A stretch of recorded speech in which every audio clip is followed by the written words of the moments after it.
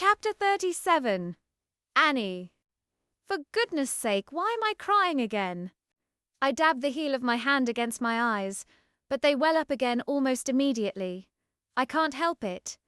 I'm so full of emotion that it's literally spilling out of my eyes. Stevie Tricks came on stage about 30 seconds ago, and I can't stop staring at her. She's amazing, there's no doubt about that. Split, leaping and jumping across the stage, dancing and spinning and making the crowd go wild. Beauty's not just that. She's wearing the outfit I made for her, and she looks incredible. It fits her so much better than I could have imagined. It cinches her waist perfectly and billows out around her like cascades of water. The monkey on the back of the cape sparks every time the light catches it, like it's winking at the audience. Stevie was beside himself when I gave it to him. I guess to him I was just a random girl in a sewing shop that Jade vouched for. He was so desperate I think he would have taken anyone's arm off, who had a functioning sewing machine. I'd asked him if I could play around with the design a bit, promising to keep it to the Wicked Witch of the West, and, well, I don't think he was expecting what I gave him. He was gobsmacked.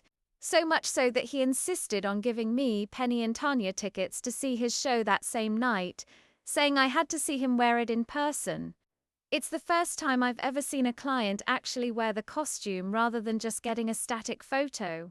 I could see the way it fitted her body properly, how it moved, how it caught the light, how it bent with her curves. I take a sip of my Prosecco and laugh as Tanya screams, throwing her arm in the air. God, she is so amazing, Penny shouts in my ear, and she looks insane. I can't believe you made that. I didn't make all of it, I yell back. I just tweaked it. Penny nudges me in the ribs. Annie, that costume has you written all over it. I laugh. She's right. I was so emotional yesterday when I was making it that I let myself go a bit wild with it.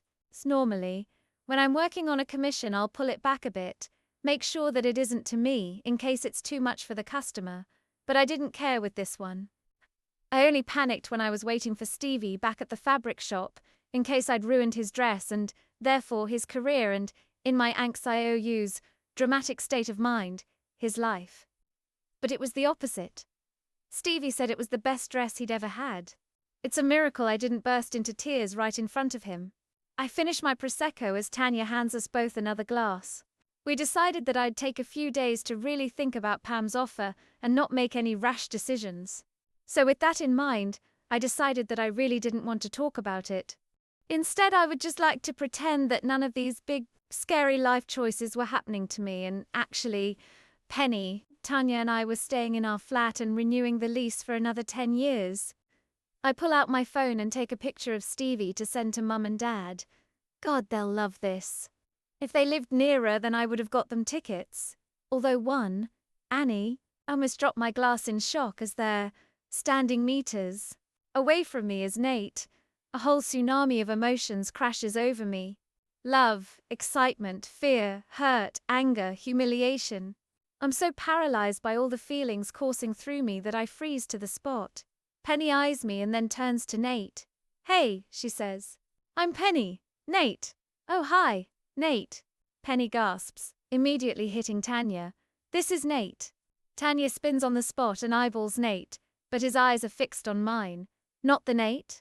She glares at me for confirmation and then turns back to him. Well, I have a few things I would like to say to you. What are you doing here? I say, cutting across Tanya quickly before she starts verbally undressing him.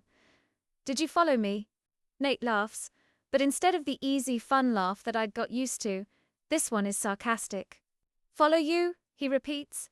How would I have done that? You blocked me on everything. It's like I don't exist to you. Well, I didn't want to speak to you again. I lift my chin. I don't like being one of many girls. It's not the type of person I am. I thought you knew that. What? Nate looks like I'm speaking another language. I know about the other girls. I cry, losing my cool as I yell over the music. I saw the bra and the clothes in the flat, and that message saying to call Jane. You lied to me. You told me there wasn't anyone else. And it made me realize that we aren't right for each other. I'm not like that. He stares at me, his jaws slack. That's why you left? He cries incredulously. Of course that's why I left. I explode. What did you expect me to do? You're just one of those guys. Like, when did she even leave? Was it the night before I saw you? He drags his hand through his hair. Jane is someone I went on one date with weeks ago. That note was just Stevie winding me up. And that bra has nothing to do with me. Oh, please. I cry, almost laughing myself now. Why else would it be there? You told me you lived with your brother who's gay. I do live with my brother. Well then, that's my brother. He launches an arm towards the stage where Stevie Tricks is currently doing a lip sync to Britney Spears' Toxic. My brother is a drag queen. My jaw drops as every word I know falls out of my brain. And I try to make sense of what Nate has just said. That his brother is a drag queen. So oh my god, you know what? Forget it. I go to speak, but Nate has stormed out of the club, but I'm not letting him go. Not this time. I push my way through the fire exit. It swings open and thwacks the outside wall with a bang, and I fall through it. As soon as I step outside, I see winter air wraps around my body and snatches my breath away, but I don't care. Nate is sitting on a wooden bench, right in the corner of the smoking area, fairy lights glittering around him. I can hear traffic roaring past on the road outside, and the distant sirens. But out here it's just us, and as I stare at him, trying to work out what to say, it feels deathly silent. Do you want a cigarette? He catches me off guard. You don't smoke, do you? Nate shakes his head. No, I don't have any cigarettes either. We're just, well, he gestures around, in a smoking area. We drop into a silence which seems to stretch across eternity. It's unbearable. Nate, I say, walking towards him. Please, he says, staring down at his phone. It's fine. I just want to be alone. My heart thuds. He sounds so different to the Nate I was with at the weekend. His voice has lost its spark, its sense of fun and excitement. It sounds flatter now. He sounds tired. It was easy not to miss him when I was angry at him. When I was convinced that he had fed me a string of lies, but now that I know he hadn't, fuck, I feel like I might die if I don't speak to him, if I don't make this right. I'm sorry, I say, wrapping my arms around my body as the chill nips at my skin. But you can see why Elle thought. I trail off, hoping he might say it's all fine, and he can see where I'm coming from and we can go back to how we were before, laughing with each other. So comfortable around each other. But he doesn't, he just stays tapping on his phone.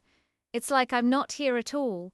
Nate, I say gently, desperate for him just to look at me, Nate. Yes, he says, his voice flat.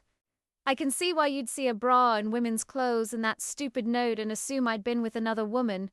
Relief ripples through me. Exactly so. But why didn't you stay and ask? His eyes flick up to mine and I flinch. They're not just angry, they're hurt. I was in the shower, he says. I would have been out in 5 minutes. Do you not know me at all? We'd just spent all that time together. How could you think of me like that? I thought the world of you. I thought you felt the same way I did. The last bit tumbles out of his mouth and I feel a lump form in my throat. I'm sorry. And you didn't even give me a chance to explain, he cries. You just left and blocked me. You acted as if I didn't exist. How could you do that? He eyes me, and when I don't respond, he shakes his head. It's fine, I just guess I didn't know you as well as I thought I did. I'm sorry. I say again, my voice weak. I just thought, I've had guys do this to me before. I just thought, you thought I was like everyone else? It's like he's got hold of my heart and is slowly pulling it out of my body, ready to crush it between his fingers. I nod, tears brimming at the corners of my eyes. Because now I see him again. It's like the clouds in my mind have all parted. Because of course he isn't like everyone else. This is Nate, the guy who somehow makes me feel whole, even though we didn't even know each other a few weeks ago. Open my mouth to speak, but he gets there first. It's fine, he says coldly. I'm going back to New York on Monday anyway. My stomach drops. Monday, I repeat. Yup, I've just booked a flight. He looks up at me, daring me to question him or to ask him to stay. But I can't. Right, I say. And, are you coming back? He shakes his head.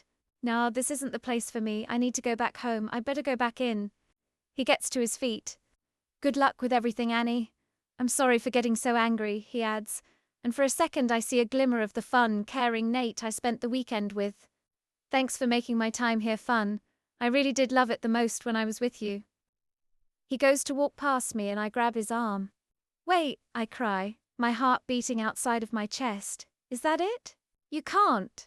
Just leave. I know I screwed up, but don't you want to fight? He looks down at me, his green eyes shining. I can see the idea playing in his mind. All he has to do is reach out and grab it. But he looks away. TM, sorry, Annie, he says. I just don't want to fight anymore. He moves past me and walks inside, the fire door slamming behind him and making me jump. And suddenly, standing alone in the smoking area, the icy air feels as if it's freezing me from the inside. Cold dread fills my body, and I let the wind whip around me, rattling my bones. He's gone, and this time it's for good. And if I hadn't run off in the first place, would he have stayed?